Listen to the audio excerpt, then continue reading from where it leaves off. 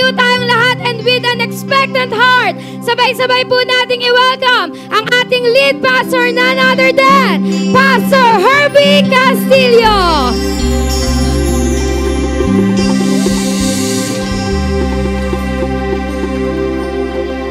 Come on, can you just give Jesus the best clap offering? Sige, makakaupo tayong lahat. And sabi mo nga sa katabi mo, you can count on me. Tagalogin natin, sabi mo sa kanya, mauutangan mo ako.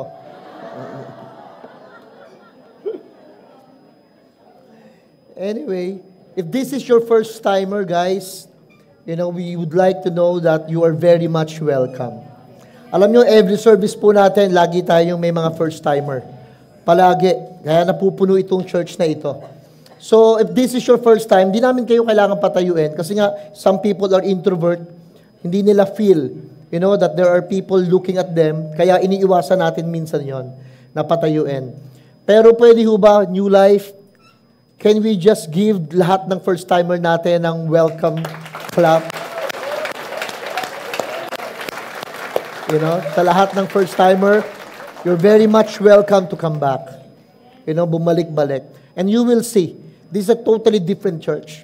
Hindi perfect, hindi mo talaga wala namang perfect na church, di ba? Wala namang perfect na tao eh. But at least mabait ng konti kaysa sa iba. But at least totoo, who loves to serve the people, hindi lang sa salita, but actually by proving into serving the community for many, many years. Itong church na ito, been doing that for many, many years. Kaya kung realness, truthfulness pagdating sa pagmamahal sa tao, I think you are in the right place. Ito yung bagay na we can boast about. What God is doing in our church. In every service, by the way, not only yung people from different places ang pumupunta, pati nga minsan, yung mga taga-ibang bansa coming in our place, sinearch tayo sa Facebook, promote from a friend of a friend, para makita nila kung ano yung nangyayari sa lugar. So, talagang there's something about in this place because of you. Dahil sa nararamdaman ng mga tao sa lugar na ito, every time that we come together, wala tayong ibang desire but to serve each other, lalo yung mga tao na talagang, kaya lahat ng program natin, even yung youth service natin, where we are having, yung last attendance natin, I think, Jade, 500 na young people. Ang imagine, nagkakasya dito nung Sabado na yon. Just to reach out, just for the young people to make them feel. Dahil sobra, ang dami pong mga insecure, dahil mga tao having their own issues and concerns sa mga personal na buhay. So nobody knows kung anong klase, paano natin natatouch yung heart ng mga young people, especially in those area na nag-represent sila yung mga worst of the worst na area here in Tondo. Anyway, maganda yung pag-uusapan natin. Gusto niyo bang sumaya? Yes. Of course, no? Wala namang merong gustong malungkot eh. Pero alam niyo ba, I realized that we don't look actually for happiness. Ang ending, it's actually happiness finding us. Kaya lang, you need to choose to be happy. Hindi pwedeng ang happiness nakadepende sa happenings. Yung pag wala nang magandang nangyayari, then you are not happy anymore. So palagi kang mag-expect na may magandang mangyayari. So ang totoo, lagi ka namang sasaya. Kaya lang, pipiliin mo nga lang. That's our topic for today. Lagi kang sasaya, pero pipiliin mo siya. You have to choose. You have to decide. Ang emotions coming and going yan. Dadating yan, aalis yan, parang lagnat, tataas, bababa. Same thing with emotions. And by the way, emotions never grow old. But you are not your feelings. Hindi ikaw yung feelings mo. Hindi ikaw yung nararamdaman mo. It's just a part of you. And emotions is a gift. And part of that emotion is to make you happy. Pero dapat ang happiness, hindi naka-based doon sa what we feel. Hindi dahil nararamdaman mo yung masaya, kasi may mga tao, by the way, they are happy though they are not laughing. Hindi sila tumatawa, pero masaya sila. Pero wag ka, may mga taong nakatawa, pero gusto kang patayin. Mga nakatawa, pero hindi naman talaga actually sila masaya. No, they are not happy really. So minsan wala doon sa expressions, nandun sa intentions. Yung happiness natin. It's really about the intents of our hearts. Parang yung laughter, yung pamimigay, yung panlilibre, yung celebration, yung loud, it's all outward expressions of what is really happening on the inside. Ano talaga yung nangyayari sa loob? Yun yung actually minsan inilalabas na expression. So yung mga nakikita nyo na expressions, ano lang yan? Outward thing. And don't be deceived by it. May papakita ko sa inyo. Tapos sabihin nyo kung ano nakikita nyo. Ha? Yung ano yung perspective nyo. Show it to them. Ano nakikita nyo? Sige po, lakasan nyo po. Tuldok. Taas sa kamay, nakikita nyo, black dot o tuldok. Ang dami, halos lahat kayo, di ba? Pero, may nakakita ba sa inyo nung bond paper? Nung coupon bond? May nakita ba sa inyo nung typewriting na puti? Here's the problem right now. Yung perspective natin, ang dali nating makita kung ano pa yung maliit, kung ano pa yung mga minor issues, yun pa actually yung nagiging perspective na ma-magnify natin. Di ba, kadalasan ang hinahanap yung wala? Yung perspective natin, kaya tayo maraming hindi masaya, kasi kung ano pa yung maliit, yung pa yung nakaka-affect sa araw-araw na buhay natin. Samantalang mas malaki yung bond paper na puti. Pero hindi yun ang napansin nyo yung nasa gitna mismo. That's actually make your day sometimes. Minsan, ang ganda naman, wala kang trabaho, pero at least buhay ka. Wala kang pera, pero at least wala kang malalang sakit.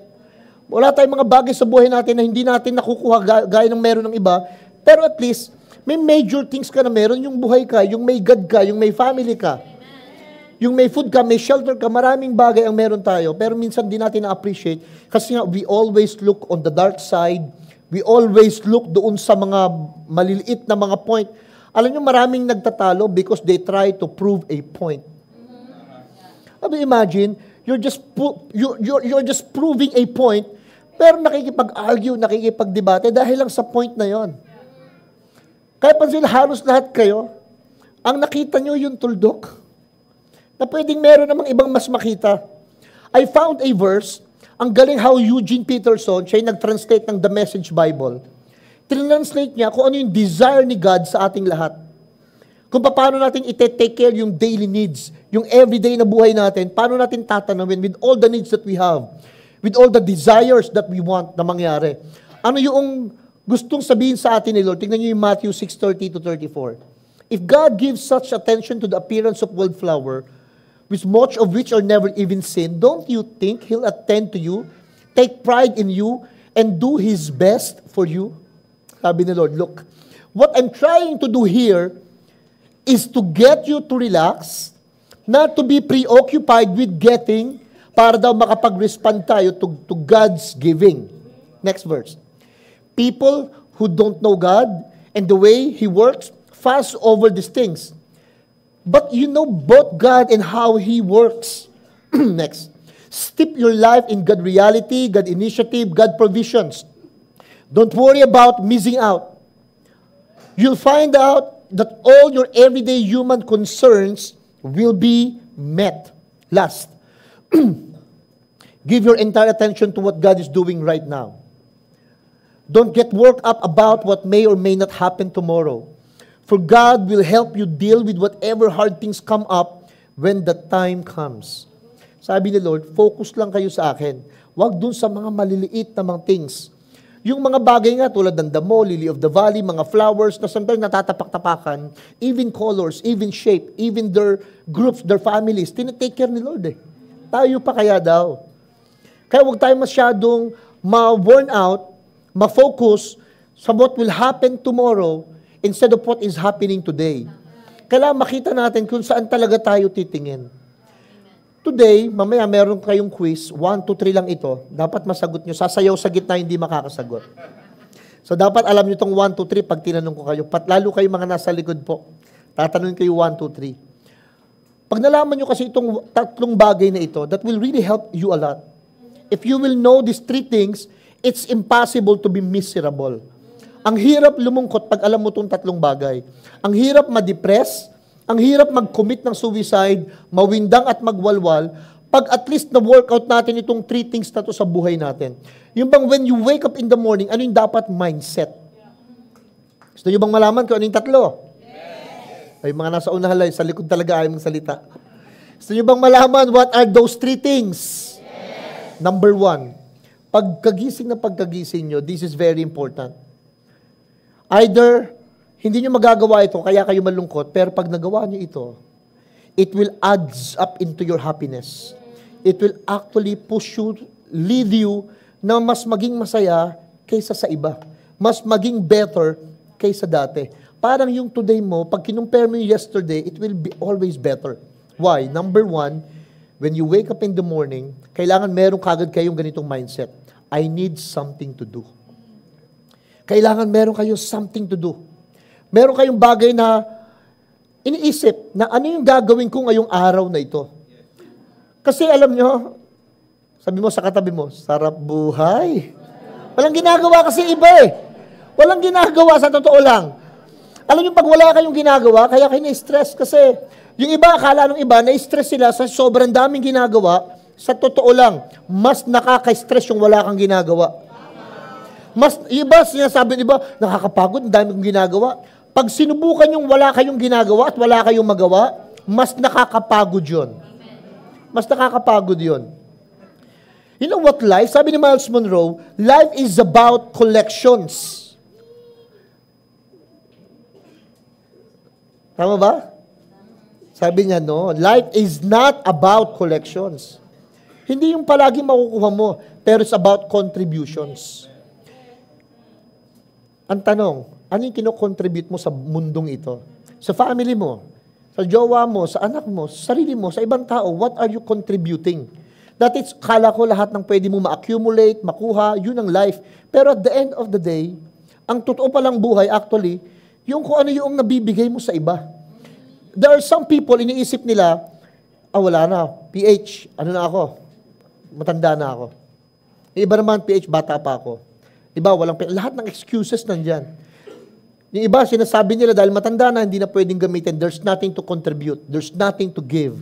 Wala na. Sagad na, hanggang dito na lang. Iba, ito yung sinasabi. Pag matanda na, dapat sila yung iniintindi, inaasikaso, ginagawa ng mabuti. Parang lahat na lang, lahat ng pwede nilang makuha kasi nga matanda na. Alam nyo ba, I heard a true-to-life story of an 80-year-old woman na blind. Bulag na itong babaeng ito. So she prayed one time kay God, sabi niya, Lord, I want to rest. I want to die na. Alam niyo, in her heart, naramdaman niyang nagsalita si Lord in a whisper of the Holy Spirit. Sabi sa kanya, no, you're not. You're not done yet. You will still do something. Ang ina-expect niya, dahil bulag na siya, 80 anyos na siya, mamamatay na siya. But the Lord spoke to her, sabi sa kanya, you're not done yet. May gagawin ka pa. Alam mo, kinaumagahan, nabuhay yung kanyang spirit, yung kanyang attitude, nag-rise up siya uli, naging so passionate, sabi niya, alam ko na gagawin ko. Dahil bulag siya, she took out the yellow page, yung braille, yung kinakapa ng mga bulag. Lahat ng mga contact number nandoon. Every day, she wake up, taking the phone, tinatawagan niya ang lahat ng number na nandoon, tapos sasabihin lang niya, whatever you are going through, don't give up, God loves you. Bababa niya yung phone. Tapos tatawag uli siya. Whatever you are going through, ano man ang pinagdadaanan mo, napapagod ka man, huwag kang susuko, mahal ka ng Diyos. Baba niya uli. Every day ganun. And then she died at the age of 94. After 94, alam niyo ilang tao ang sumulat, nagpasalamat sa kanya? More than 3,000 people. Thanking her for what she did. Kahit matanda na siya, hindi pa pala tapos. A lot of people are trying to pray to God, asking, ano yung assignment niya, giftings niya, ano yung gagawin ko. Tanong ng tanong, Lord, ano ba talaga yung calling ko? One of my spiritual father, bukod kay Paul Chase, is Bill Wilson. Sabi niya, many people are praying, what is my calling? What do I need to do? Actually, the need is the call. Maghanap ka ng needs, tulungan mo, that's your call. Maghanap ka ng taong nasasaktan, tulungan mong wag masaktan, that's your call.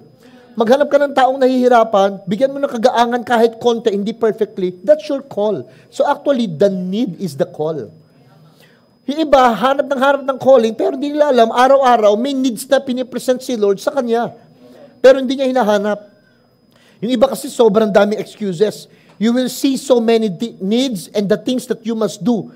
Kaya lang, pinipili lang natin talagang wag gawin. Pinipili natin na huwag gawin yung mga bagay na talagang we must do. Binigyan kayo araw-araw ng chance ni Lord, sa totoo lang, na magawa mo yung hindi lang trip mong gawin, kundi lang yung gusto mong gawin, kundi yung talagang kailangan mong gawin. Kaya lang madalas sa atin, pinipili natin huwag gawin yung kailangan nating gawin. No wonder, hindi tayo satisfied, content, fulfilled. Maraming mga nag-e-excuse. Alam mo sabi ng Bible, Proverbs 24 verse 12, don't excuse yourself by saying, look, we didn't know. For God understands all hearts and He sees you. He who guards your soul knows you knew. He will repay all people as their actions deserves. Ibig sabihin, hindi ka pwedeng mag-excuse. Na hindi ko po alam eh. Yun yung problema. Alam niyo sa batas, pagka hinuli kayo, tapos sasabihin mo hindi mo alam, wala, hindi mo pwede ikatwiran yun. Ay, hindi ko po alam na kailangan pala may lisensya. Ay, hindi ko po alam na bawal dito, hindi ko po alam. Wala. No choice ka. Huhulihin ka pa rin. Kasi hindi tungkulin ng batas na ipaalam sa'yo, tungkulin mong alamin yon. Sa totoo lang. So, sabi mo sa katabi mo, bawal ang palusot. Ang daming mahilig magpalusot, mahilig mag-alibay, mahilig mag-excuse from the things that they need to do. Yung iba naman ganito. They're telling people na PH, pastor, kami by faith. You know, we live everything by faith. Alam nyo, para makita mo na talagang may faith ka, you are doing something. Something to do shows your faith. Doon ko na-realize na hindi yung faith by words only. Nagtuturo din ako sa Bible school actually. And then may teachings before na ngayon hindi ko na ituturo. Dadagdagan ko, Naituro dati kasi faith is what? Believing and speaking. Pero ngayon na-realize ko, faith, believing and speaking, planning and doing. Parang the greatest act of faith is planning. Kung talagang naniniwala ka na may magandang mangyayari, kung talagang naniniwala tayo for miracles, for something good, kailangan nagpaplano tayo, nagtitake tayo ng step, tapos ginagawa natin.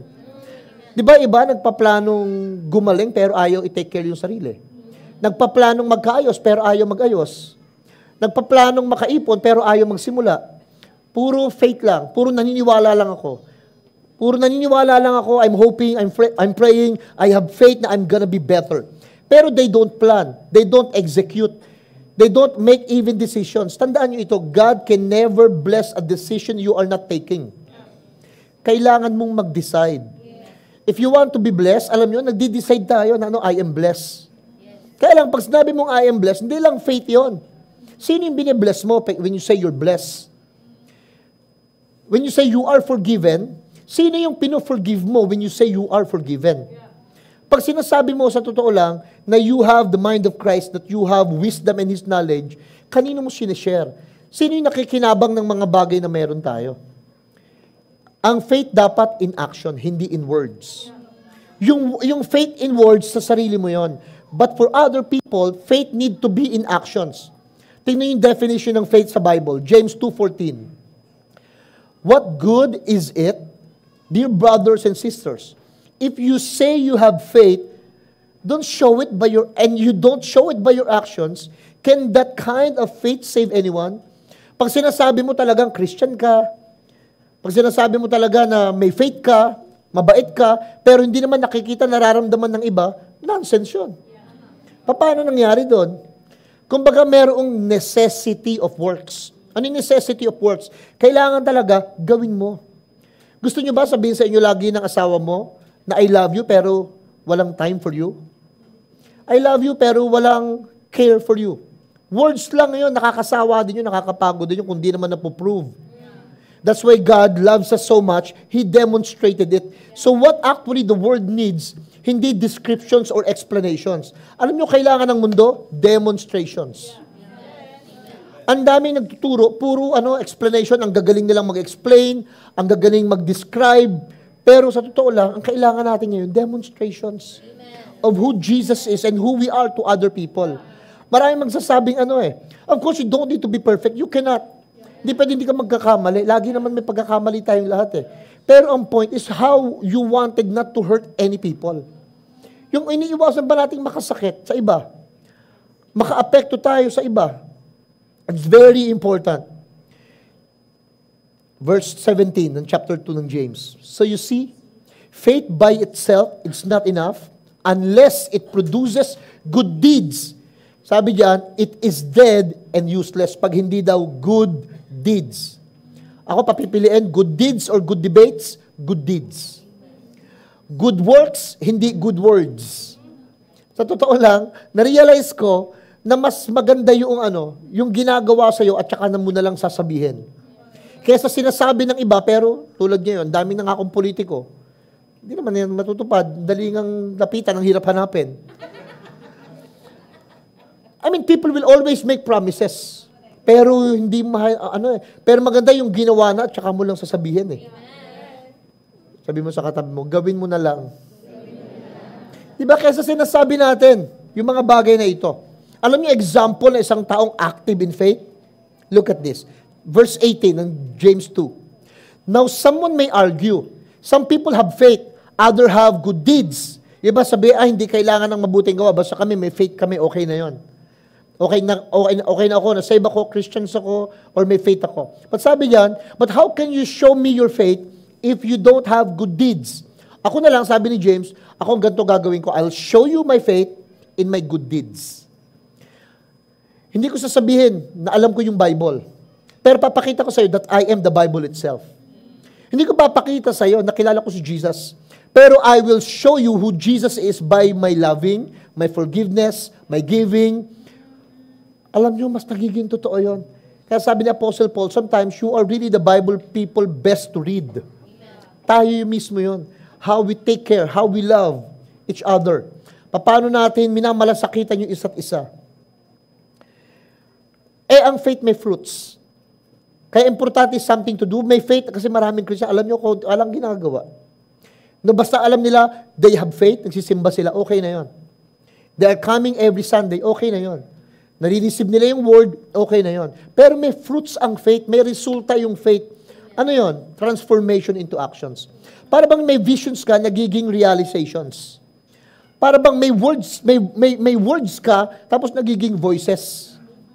May sermon, pero nagiging person in the end. Hindi pwedeng puro sermon lang. Hindi pwedeng puro voices lang.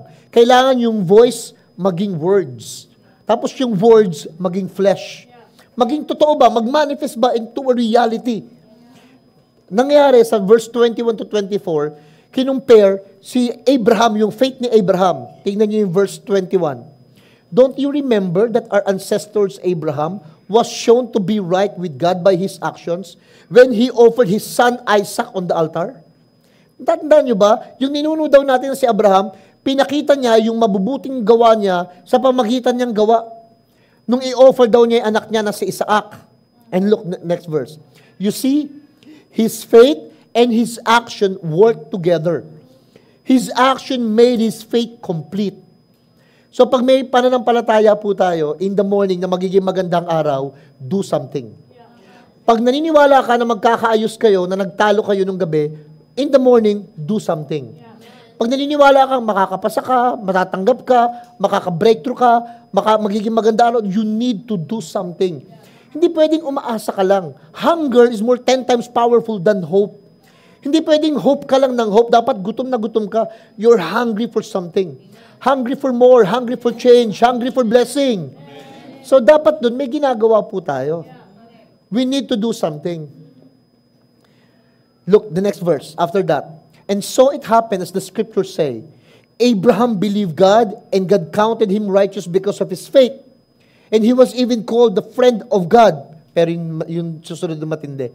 So you see, we are shown to be right with God by what we do, not by faith alone. So hindi po pwede na lagi lang tayo na by faith, believing, hindi po pwede nagsisimba lang actually tayo. Hindi pwedeng we are just only receiver. Sabi ni James, you need to be a doer of the word. Kasi yung mga receiver, parang salamin lang. Ano yun, haharap ka na bagong gising, may muta, panis na laway, pero pagharap ka sa salamin, yung salamin, walang magawa kundi hindi ka mabago ng salamin. Pinapakita lang ng salamin kung sino ka, kung ano meron ka sa mukha mo. Pero walang kakayanan yung salamin to change you.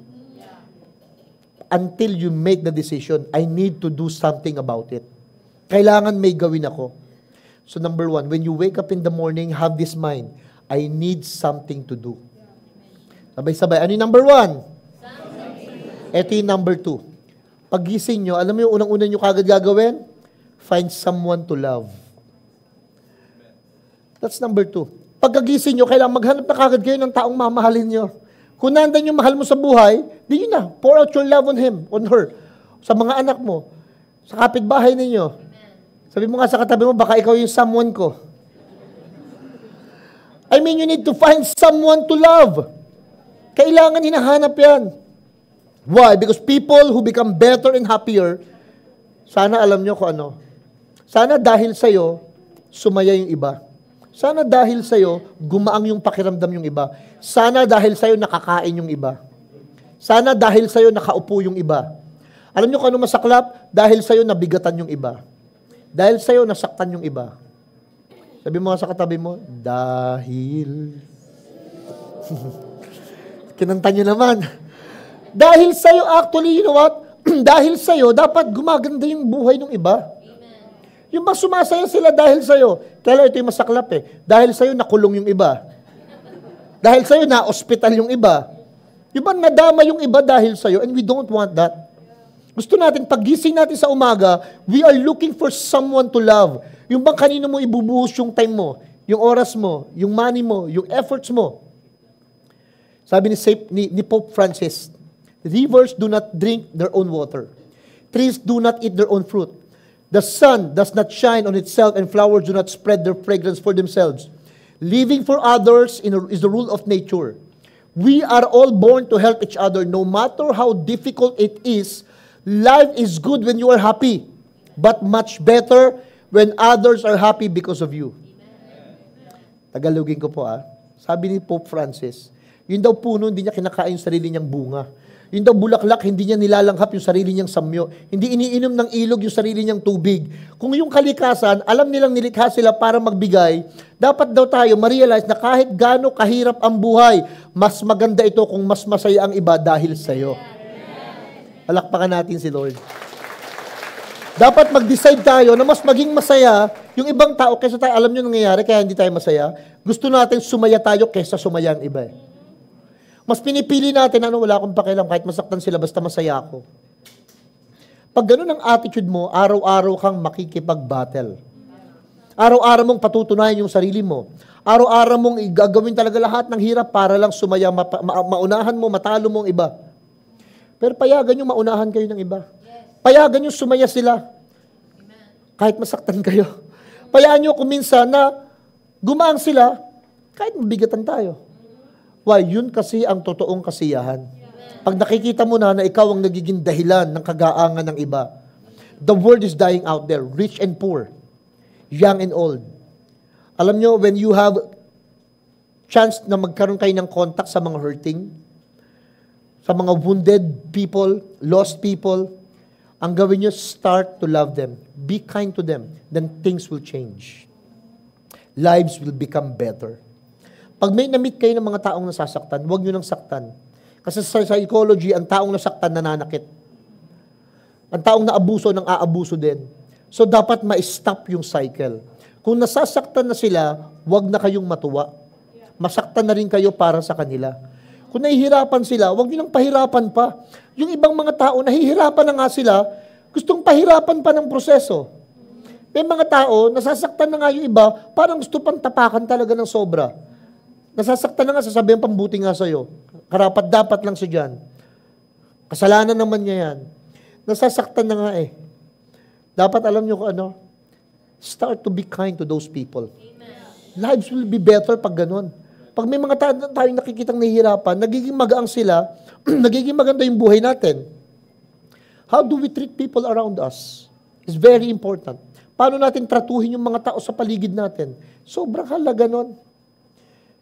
You cannot change people by talking. Sana nga, nabago na ng mga nanay yung mga anak, kakasermo nila. Sana nga, nabago na kayo lahat, kakadaldal ko dito. Kasi hindi naman eh. Not only by talking. People actually will be changed. Pag nakita nila sa sarili mo, na ikaw mismo, ginagawa mo. Pag naramdaman nila, alam niyo yung kabaitan, naririnig yan ng bingi, nakikita ng bulag. Yung kabaitan. Kaya dapat maging mas mabait pa tayo kaysa dati. Sabi mo sa katabi, mas mabait ka na ngayon. Alam niyo kung anong bagay ang dapat? Isang bagay, sa totoo lang, ang dapat wala na tayong panahon. Kay Dolphy natutuwa ako, yung si Comedy King yung namatay na. Sabi niya, isang bagay lang kinatatakutan ko pagdating sa politika. Ano daw? Yung pag ako sumali, baka manalo ako. Ano kung natatakutan niya ron? Kasi pag nanalo siya at nandun na siya, alam niyang hindi niya alam ang gagawin niya, mapapahiya siya. Sabi mo sa katabi mo, alamin mo kung saan ka lulugar.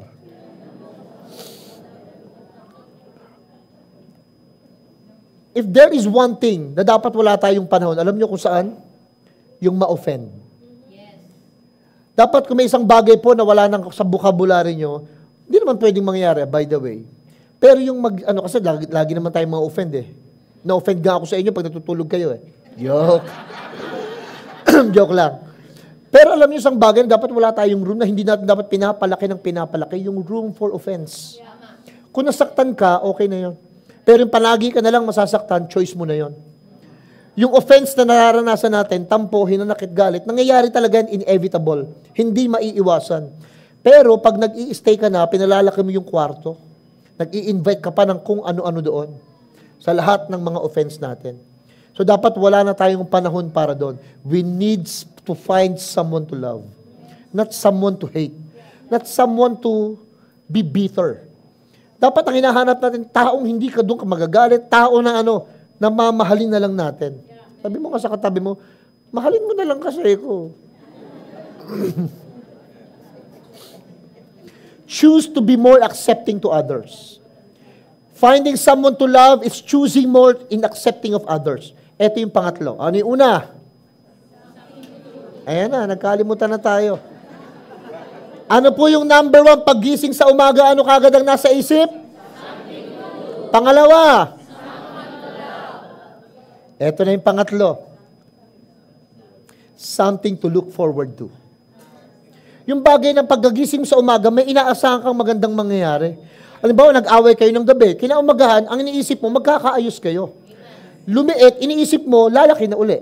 Nawala, iniisip mo in the future, forward, babalik uli. So whatever you have lost, something to look forward to, mababalik. Whatever it's been broken, something to look forward to, there is healing. Palagi mo kang may inaasahan na, hindi, magiging maganda ito. Parang hindi tayo nag-give up, hindi tayo nagpapakamatay, hindi tayo nawiwindang, hindi tayo nagdi-decide na manakit, manloko, gumante. Kasi alam mo, you will be better soon. Alam mo na magkakaahon ka din, makaka-move on ka din. Kaya wag na wag nyo katakutan yung pagbagsak, pagtanggal, pagkasira, or sakit. Huwag kayong matakot mag-fail. Huwag kayong matakot na masaktan. Huwag tayong matakot na mawalan. Why? Kasi you are looking forward into something na soon it will be fine. Kahit kayo ngayon, kung di kayo okay ngayon, magiging okay ka rin. Kaso kailangan, you need to see yourself getting better and better. Kailangan makita mo yung sarili mo na you are getting better and better. Ano kailangan? Involve mo si God sa life mo. Pagising mo pa lang, something to do, someone to love, something to look forward to. Kailangan may iniisip kang magandang mangyayari. You need to have a call or a purpose. You need to have an assignment every day. Pagising mo, kailangan meron kang assignment na kailangan magawa ko ito. Magawa ko ito sa pamilya, sa kamag-anak, sa kapitbahay, sa church, sa sarili. Para sa future, ganito yung nakikita kong mangyayari. Kailangan meron kang visions. And the functions of the heart is vision. The functions of the eyes are sight. Kaya lang yung iba, sabi ni Helen Keller, worse thing than blind is having sight without visions. Ang mas worse pa daw sa bulag, yung may mga takang paningin, pero wala kang pangarap sa buhay. Dapat may inaasahan tayo. Alam niyo sa mga kakilala yung taong parang hindi na magbabago, you need to look for something in them na hindi magbabago yan. Pera, sitwasyon, karamdaman, physical, whatever it is, lagay nyo na kagad ngayon ito sa isip nyo. Magbabago din ito. O seriously, sabi mo sa katabi mo, magbabago ka din. You may have all the problem in the world. Sa totoo lang, but at the end of it all, remember, that God has blessed you with your family, your talent, yourself, your health, your money, your church, your pastor. Ang daming blessing sa inyo si Lord. Para may asahan kayo na makakaayos kami. Also something to look forward to. Na pag may nagawa ka, for example, there's always like that consequence. So you have to always to look for something coming. Hindi lang good things. Parang napiprepare din tayo. Yung bang pagkawala ka ng trabaho, Di pa pwedeng nga.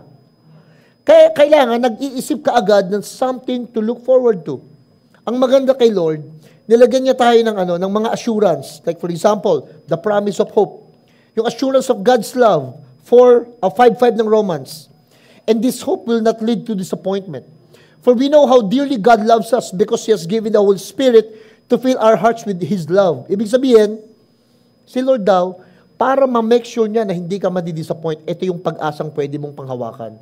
Na kahit wala nang magmahal sa'yo, yung love niya, binuhos na sa puso mo. Amen. Na kahit anong mawala sa'yo, yung love niya, binuhos na sa puso mo, kaya hindi ka talaga totally empty or zero. Why? That's why hope does not disappoint us. Kahit anong mangyari, sabi ng John 3:16, God so loved the world, He gave His only begotten Son, whoever believes in Him. Hindi magpe-perish, magkakaroon ng everlasting life or eternal life. Ibig sabihin, kahit anong mangyari dito, ang ending, magiging maganda. Kasi may eternity. So, lahat ng nakikita nyo rito, temporal. Pera, bahay, sasakyan, kalusugan, tahanan, hanap buhay, everything you see here are temporal. Mawawala din yan. O, sabi mo sa katabi mo, machuchugi ka rin. Actually, totoo yun. Why? Because we are all temporal. Temporary lang tayo tama? Kaya lang may process ang hope. Magbabago din, kaya lang dapat marunong tayo mag-intay. Tignan nyo yung Isaiah 40:31. They that wait, but those who trust in the Lord will find new strength.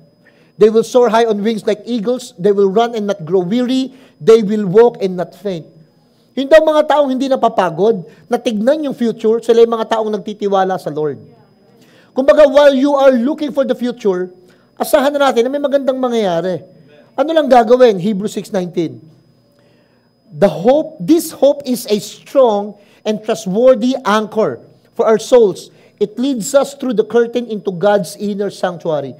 Sabi dyan ni Lord, yun daw hope natin, ang lakas niyan kasi pag nakatuon kay Jesus, para siyang angkla or anchor na nakakapit sa bato. Para kahit anong mangyari, hindi tayo nauuga. So dapat may inaasahan tayo. O last na lang, sabi mo sa katabi mo, may inaasahan ako sa iyo.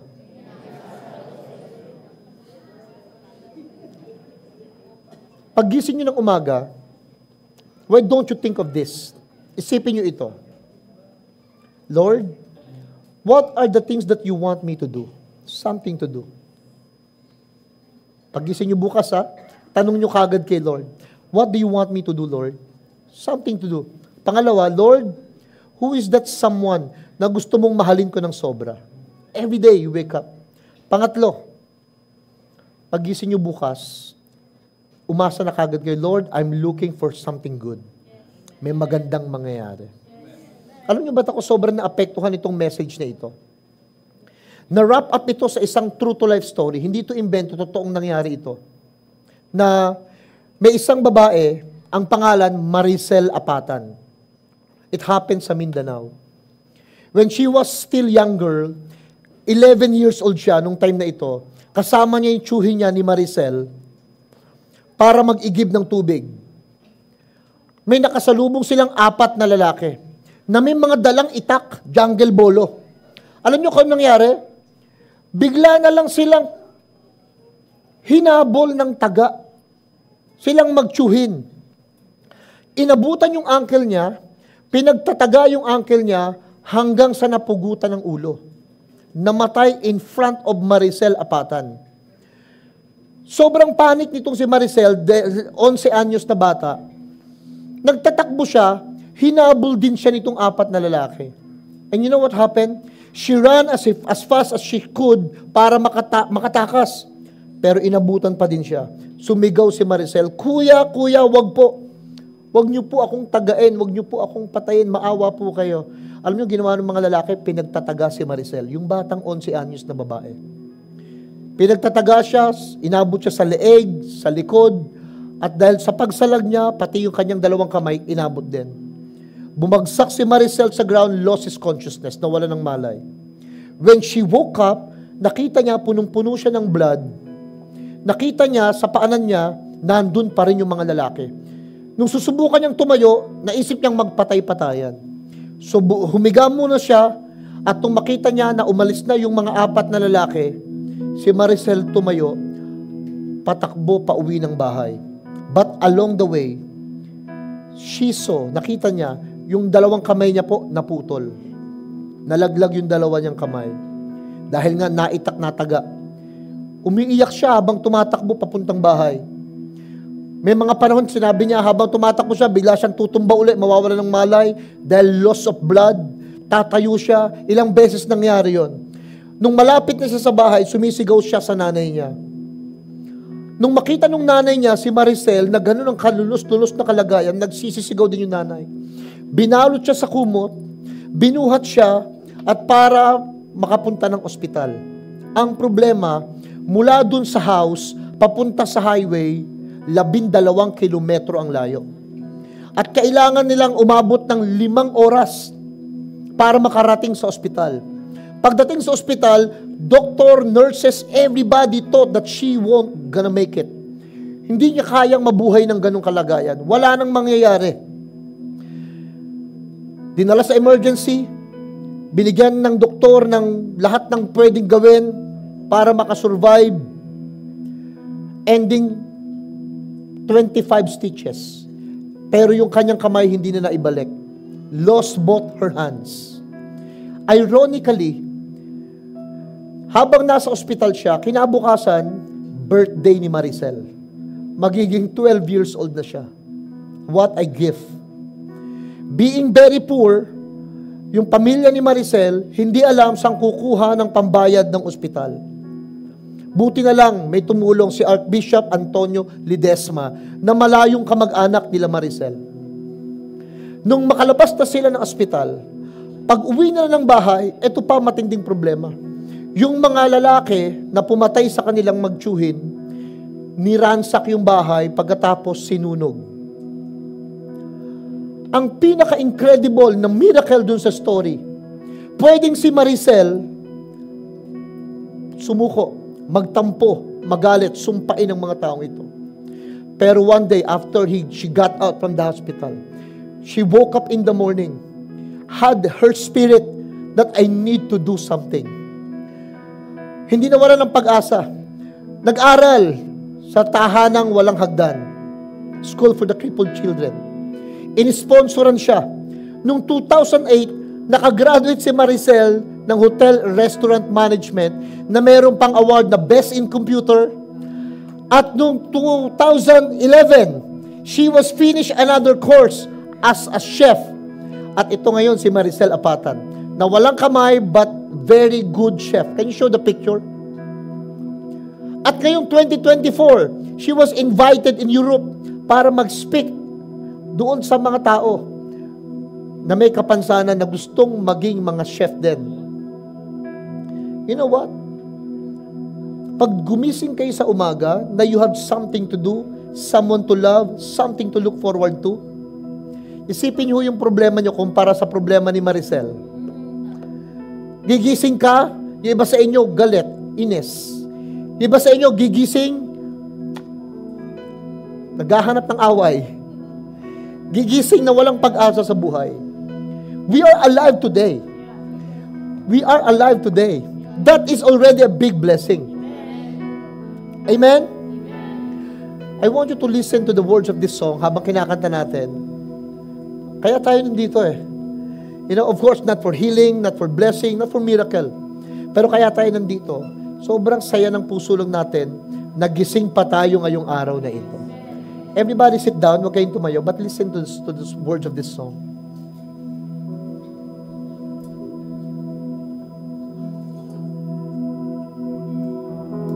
Aba, pinupuri kita.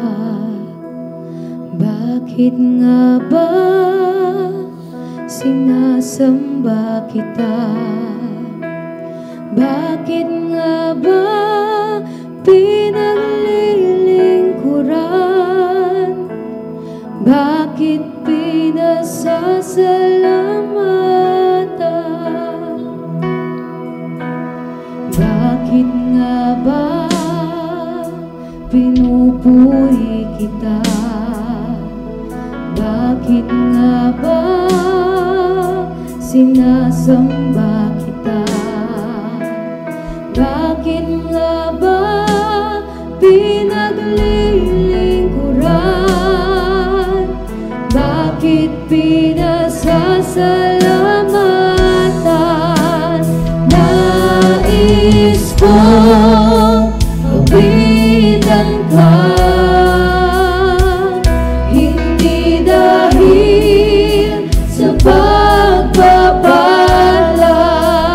Nais kong purihin ka, Hindi dahil sa himala. hindi dahil sa himala. Nais kong ibigin ka, dahil sa ikaw ay ikaw. Mahal kita, O Diyos, wala nang iba. Every head bow, and please close your eyes. I just want to pray for everyone. Kahit yung mga nanonood. I know there are some days na hindi maganda na nagising tayo. But this time it's different. Dahil kinakausap tayo ni Lord para magkaroon uli ng purpose. To wake up every day that we have something to do. Something to do for the family. Something to do for myself, for my spiritual life. Something to do. And we need to have someone to love sa buhay natin. Hindi pwedeng puro sarili lang iniisip.